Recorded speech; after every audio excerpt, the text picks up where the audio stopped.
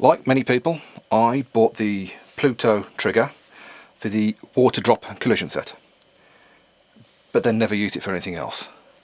It does come with some handy features built into it. It's got a sound trigger, it's got lightning capability, and also comes with a nice little laser. It's a built-in laser trigger. I've never used the capabilities of it, so this is what I've come up with as a basics to start understanding how to fire either the camera, or, as Pluto Triggers have said, you can use this setup to fire the flashes. Now, I will be using this setup to fire 2 flashes. It can be used to fire 1. It won't fire the camera. I will trigger the camera on a 2-second exposure in a completely darkened room. So when the flash goes off, that's the image it will capture. It won't capture anything else, just that point of impact, that burst of light. For this 2 flash setup, I got the splitter cable with the connectors. I bought some extension cable just so I can reach each side of this table with ease without stretching the cable, without having to put any undue strain on the equipment. 2 flashes, ignore the triggers on the bottom, they're just there as stands to hold the flashes up. I'll be using homemade crisp tube snoots.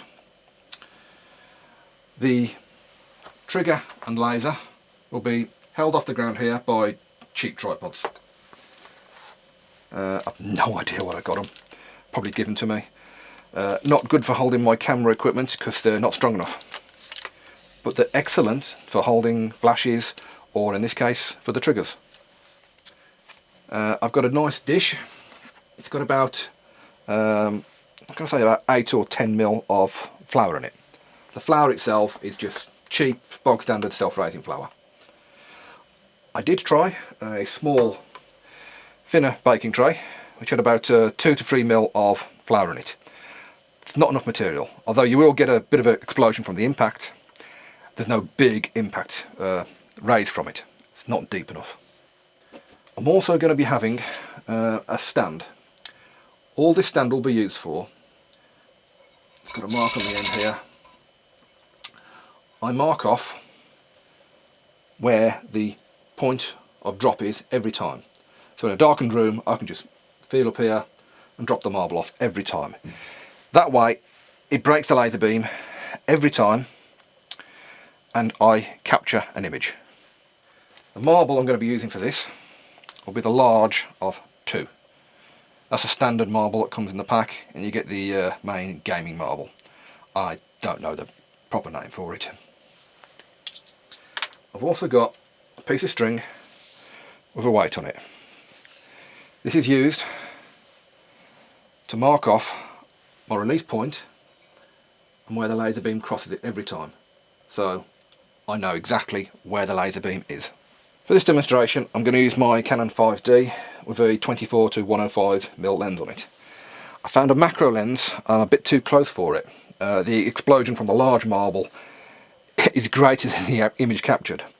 I'll be at about, let's say around about 30mm width at about the closest focal point the lens can be.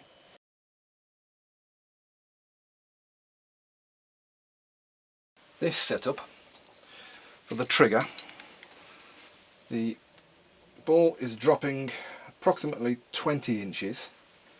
The laser beam is at 11.5 inches, 30 centimeters roughly, round about there, which gives me a delay of 155 on the trigger. But that all depends on the weight of the object you're dropping, of course. Once you've got it all set up, my estimated drop point in the middle of the tray, I've got the piece of string, I've got the laser turned on, literally hang it over the middle. If you haven't got the laser in the middle, adjust the laser and then adjust your drop point. So there's the laser hitting the string. Need to adjust my drop point just a bit little bit of blue tack on top to mark it and move it. So every time now I drop that over the top, marble on top, drop over, should hit the middle of the tray and break the laser beam.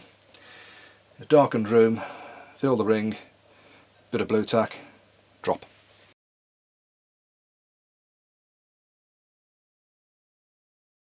Right, to compensate for a bit of ambient light, I've knocked the ISO down to 100 and the f-stop up to f18. Both flashes are at power 128. Considering how close and with the snoot, it's more than enough. Start the trigger and start the camera and then drop.